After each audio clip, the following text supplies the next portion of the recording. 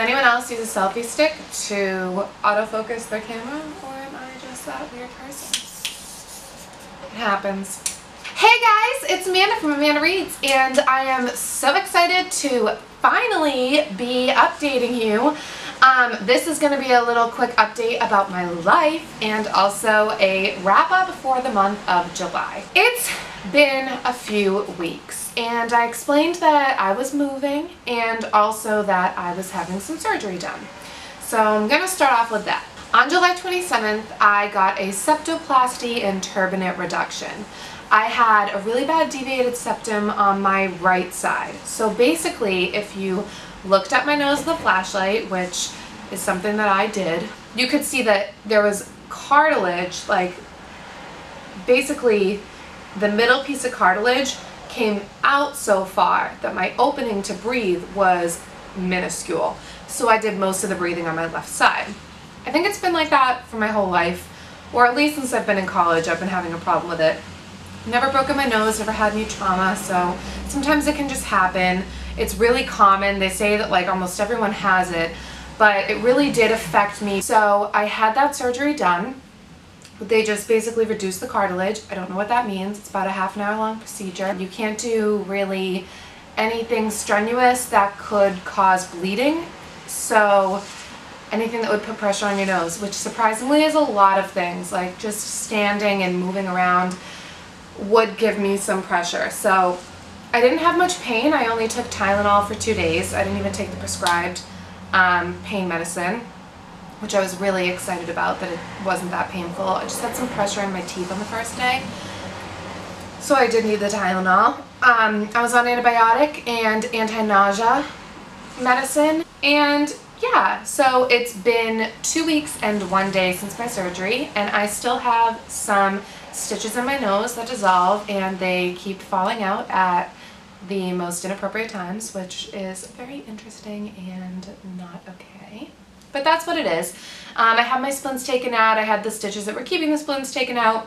So yeah, I'm noticing a difference, but I'm still kind of blocked a little bit because of the stitches. I'm not 100% back to normal, so I don't really notice a huge difference yet. But I was living with my parents for the past 2 weeks, and then I moved into my new apartment on August 8th, this past Saturday, and it was hectic.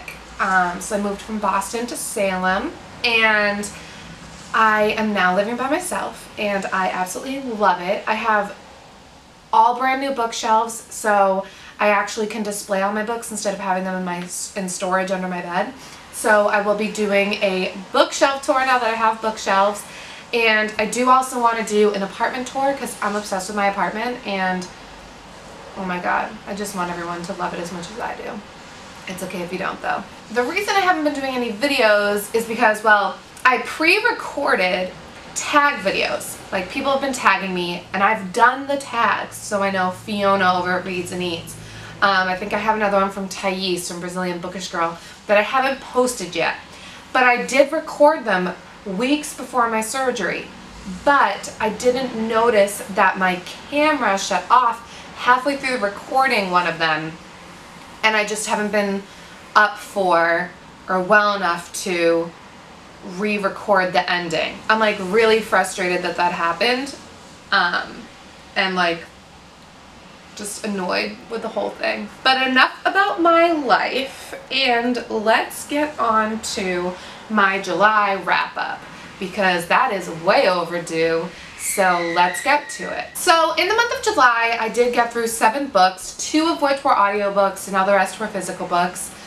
The first book I finished was Harry Potter and the Deathly Hallows, which I didn't take off my bookshelf, and I'm kind of too lazy to go over and get it. It's in the living room. So, but you all know what it looks like. I've talked about how I started it, and I finally finished it. If you follow me on Goodreads, you know what I've been reading, and I've been trying to write like just little thoughts about what I think as I'm reading the books. I gave this book 5 out of 5 stars. Obviously I loved it, and my thoughts as I finished were, it's over. I dragged it out as long as I could and couldn't hold out any longer. I want to start the series all over again because it can't be the end.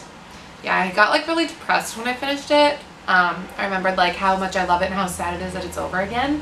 Hi everyone, my name is Amanda and I'm addicted to Harry Potter. So then I finished Cinder by Marissa Meyer and I gave it a 2.75 out of 5 stars. And I'm just gonna read you my thoughts because it's gonna sum up everything I want to say. This book was okay. 2.75/3. I felt it was juvenile. To be honest, I was hoping for more after all the rave reviews. I was into the story and read it very quickly, but I'm not sure I like the fact that the story won't be continuing from Cinder's POV. Lots of loose ends left, like the princess' sketchy advisor definitely being a sketchball. Okay, why doesn't anyone talk about how sketchy he is and how he's definitely in on it with what's-her-face? And I'm not in love with any character really. Didn't feel a connection. Actually kind of dislike all of them besides the doctor who was kind of useless and killed innocent cyborgs. Going to read Scarlet at some point because I own it, but definitely not as great as I was hoping for. Also, the twist is way too obvious. And I was seeing that a lot of people figured out the twist really early on as well. And I don't think that we were meant to. Like, I'm pretty sure Marissa Meyer was like, there's gonna be this crazy twist, but I want them to find out by like the second page. Marissa Meyer, you failed at that. I'm sorry. You're probably a very nice woman, but I was not impressed. Speaking of twists that you don't want to see coming, everyone should go read The Good Girl by Mary Kubica.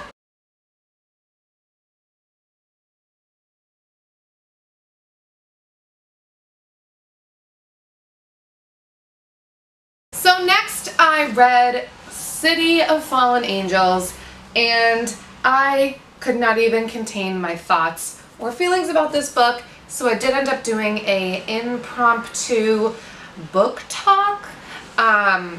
Very informal, didn't have any idea what I was going to say. Probably one of the worst videos I've ever made. It's on my channel, go check it out. Maybe I'll link it down below. Sorry, I got itchy stitch. It looks like I'm picking my nose 24/7, but really I'm like touching the stitches. I'll just read you my few short Goodreads sentences.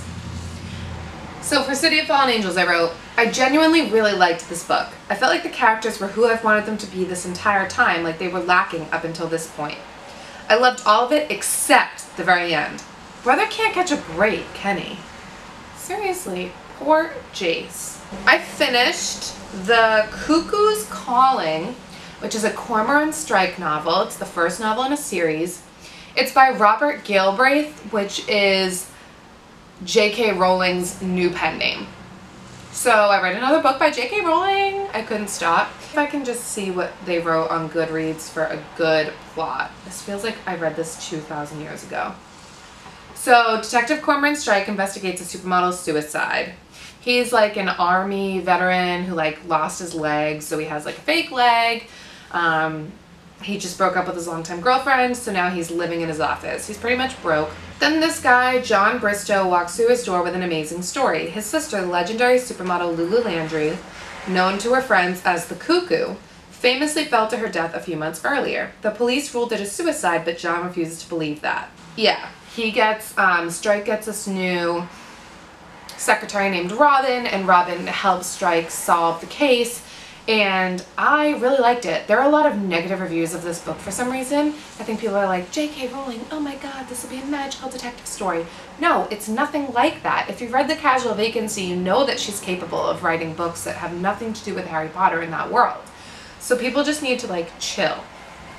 I really liked the guy that read this audiobook for some reason. I don't think it's the same guy that did the Harry Potter ones, but I've never listened to the Harry Potter audiobooks. That's like the next way I want to read Harry Potter. But yeah, I gave this book 4 out of 5 stars, and I'm definitely interested in reading the next book. I felt like this was a really well written mystery novel because I didn't solve the case until Cormoran solved the case. So I wasn't knowing right away, was it a suicide? Was it a murder? So next I finished Extremely Loud and Incredibly Close by Jonathan Safran Foer. This book confuses me till this day. Literally what I wrote was, I gave it 3 out of 5 stars because I didn't know what to do. And my review says, not sure how I feel about this book, ... that's exactly what my emotions are. So I started this book. You can see my stickies that I loved so much. And I highlighted these. This kid was the best, I think the best kid perspective I've read in a long time. Like, he read like a kid talks. This book is about a boy who's trying to come to terms with his father's passing during 9/11.